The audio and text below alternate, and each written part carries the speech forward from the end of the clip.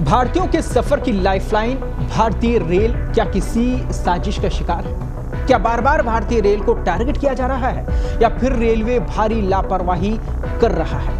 नमस्कार दोस्तों, मैं हूं आपके साथ कृपाशंकर शर्मा।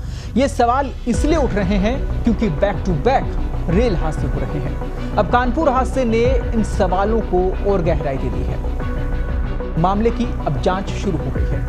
आपको ये भी बता दें कि इस बार इस घटना की जांच जो है वो आईबी को सौंप दी गई है, यानी कि इंटेलिजेंस ब्यूरो को बुलाया गया है। यूपी पुलिस भी इस पूरे मामले पर नजर बनाए हुए है। यूपी के कानपुर में रेल हादसा हो गया। यहाँ ट्रेन के 22 डिब्बे पटरी से उतर गए और इस हादसे को लेकर रेल मंत्री अश्विनी वैष्णव ने यह कहा है कि साबरमती एक्सप्रेस का इंजन सुबह लगभग 2:35 पर कानपुर के पास से ट्रैक पर रखी किसी चीज से टकरा गया। इसके बाद पटरी से उतर गया और इस घटना के बाद कुछ निशान जरूर देखे गए हैं। कुछ निशान लोगों से 16वें कोच के पास मिले थे। शुरुआती जांच के अनुसार रेलवे ट्रैक में कोई फ्रैक्चर नहीं है। रेल मंत्री ने अपने सोशल मीडिया हैंडल एक्स पर यह लिखा है कि हादसे के एविडेंस सुरक्षित कर लिए गए हैं। आईबी और यूपी पुलिस भी पूरे मामले की जांच में जुटी हुई है। इस घटना में यात्रियों या कर्मचारियों को कोई भी चोट नहीं आई है।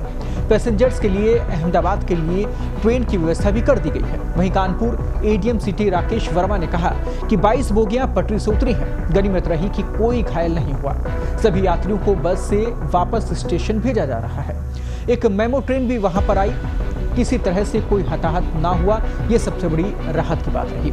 आपको बता दें कि कानपुर में साबरमती एक्सप्रेस हादसे का यह शिकार हुई है। यहाँ ट्रेन के 22 डिब्बे बेपटरी बताए गए हैं। गनीमत रही कि हादसे में किसी प्रकार की जनहानि नहीं हुई, जान माल का नुकसान नहीं हुआ। इस हादसे को लेकर ड्राइवर ने यह भी कहा कि हादसा प्रथम रूप से अगर देखा जाए तो बोल्डर के इंजन से टकराने की वजह से हुआ, क्योंकि जैसे ही बोल्डर इंजन से टकराया वैसे ही इंजन का जो कैटल था वो कैटल गार्ड वो मुड़ गया।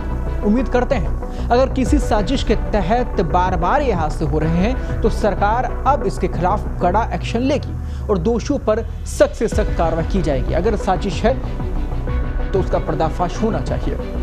अगर साजिश है तो जनता के सामने सच आना चाहिए और अगर लापरवाही है तो फिर ऐसी लापरवाही बर्दाश्त नहीं होनी चाहिए।